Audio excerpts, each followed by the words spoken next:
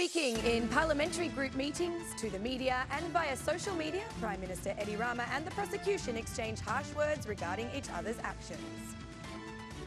The Democratic Party begins discussing a proposal to amend the Constitution with the aim of removing immunity for politicians implicated in crime. The Tax Department has conducted 5,912 checks, issued 1,720 fines and updated the status of 919 businesses. Good evening. It's 6 o'clock on Monday, the 23rd of October 2017. Welcome and thank you for joining us tonight for the English edition of Aura News, bringing you the day's national top stories translated into English 6 days a week. Prime Minister Eddie Rama spoke in the meeting of the Socialist Party parliamentary group regarding the request of the prosecution for the removal of immunity of Tahiri. It was decided that Tahiri must face justice on his own and that, until he is declared guilty or innocent, he will not be a part of the SP parliamentary group or its forums. Tahiri will be a free man and a free MP, free to fight his battle outside of the forum and outside of the parliamentary group of the Socialist Party, declared Prime Minister Rama. Today's meeting of the SP parliamentary group was held to decide the stance to be taken on Wednesday regarding the prosecution's request for the removal of immunity and the arrest of Tahiri. In the meeting, the Prime Minister also spoke against the prosecution, saying that it's not normal to arrest a member of the Parliament without evidence or without an interview with the accused.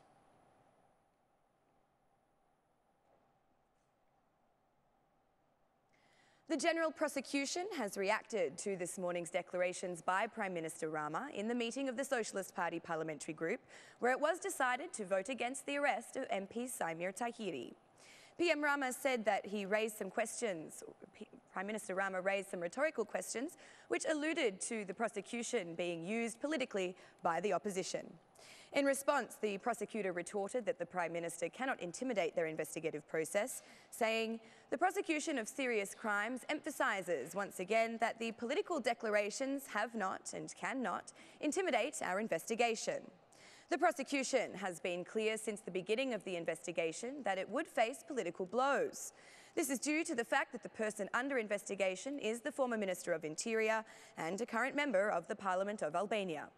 The prosecution went on to say that in giving his evaluation of the evidence brought to the Council of Mandates by the prosecution, Prime Minister Rama was appointing himself the role of a judge. Everything declared publicly by Prime Minister Eddie Rama on the morning of Monday, October 23, is the exact opposite of the stance given by him over the past 2 years on justice reform. In his statement, the Prime Minister expressed his opinion and gave a personal evaluation of the evidence brought to the Council of Mandates. Hence, the Prime Minister publicly took on the role of a judge, an attribute that belongs to him neither by law nor by the Constitution. The prosecution warned that if politics continued to interfere with justice, the aim of the justice reform, which is to fight against corruption, will not be realised. The prosecution of serious crimes is continuing its investigations for a concrete case, as well as for other cases of organised crime and structured criminal groups. Political declarations and especially indirect pressure on the vetting process will not impinge the investigative process, concluded the prosecutor.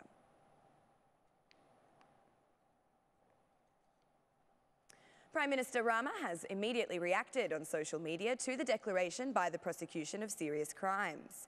In his reply, Prime Minister Rama expressed that he feels sorry for the prosecutor regarding his declaration, reminding him that the job of the accusing organ is not to listen to politics or feed into political debates. The Prime Minister also accused the prosecution of collaborating with political parties, saying that its communications resemble those written at the headquarters of the opposition. Prime Minister Rama says the investigation should be fast, serious and focus only on issues related to Tahiri, adding that the prosecution must leave judgments of politics to the public. The prosecution considered the Prime Minister's declaration to be political and that it would not be intimidated by the prosecution, although also accused the Prime Minister to have taken upon him the role of a judge. In their declaration, the prosecution announced that the public stance of the Prime Minister against the prosecution regarding the Tahiri case is a clear signal that the fight against corruption is controlled by politics. The prosecution also reminded the Prime Minister of cases in Croatia and Romania, where 2 former Prime Ministers have been arrested.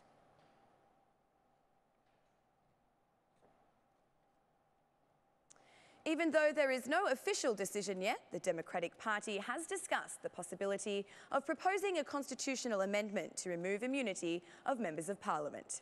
This initiative comes after the majority decided to refuse the prosecution's request for the authorisation to arrest former Minister of Interior Tahiri.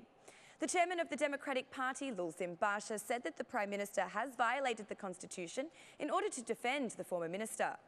Prime Minister Rama has violated the Constitution and the law to defend Tahiri because they both have criminal ties. Justice is threatened by the attitude of the Prime Minister, declared Basha, adding that he believes the country is in a state of constitutional crisis. Regarding this situation, Basha said that the opposition is constantly consulting with the citizens and the international factors.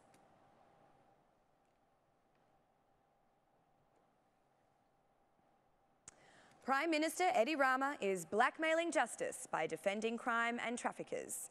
This is what the chair of the Socialist Movement for Integration's parliamentary group, Kryemadhi, expressed in her speech today during the meeting of their parliamentary group. Kryemadhi said that the Socialist Party turned the Council of Mandates into a kind of political court. Today, justice is facing a great obstacle, not only the criminals themselves, but also a political leader who supports and makes sacrifices for them. The Assembly Speaker and the majority turned the Council of Mandates into a political court.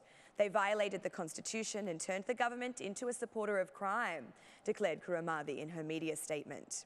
She also reminded the Prime Minister that he has violated the recommendations of the Venice Commission.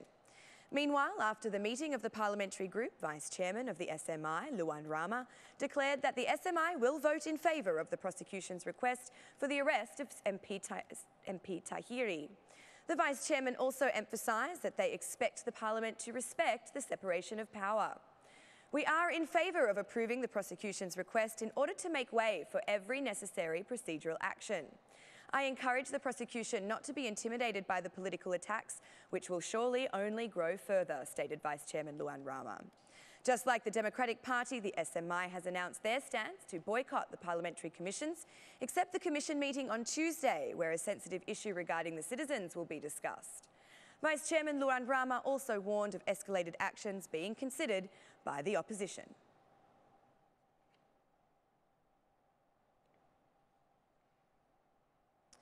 The government's operation against informality continues throughout the country. 250 businesses have been closed in 3 weeks. According to the data provided by the Tax Directory, these businesses were closed as they were not registered and they were found with violations such as failing to issue tax receipts. According to the checks conducted in the field, many businesses have also failed to declare their real turnout. Meanwhile, 919 businesses have had their statuses changed from small businesses to big business. The Tax Directory informs that there have also been some penalisations applied. After the verifications made, the Tax Directory found that 1,720 businesses were found with violations and fined.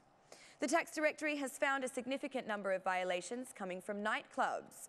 From the checks conducted, the tax inspectors have found that many nightclubs were found with violations, such as failure to keep a fiscal cash register, failure to issue tax receipts, and failure to declare employees. Meanwhile, 754 million lek have been written off based on the law of pardoning of arrears. Inspections in the field are realised by the Tax Directory in collaboration with customs inspectors. According to the data provided by the General Tax Directory, 5,912 checks have been conducted in the past 3 weeks.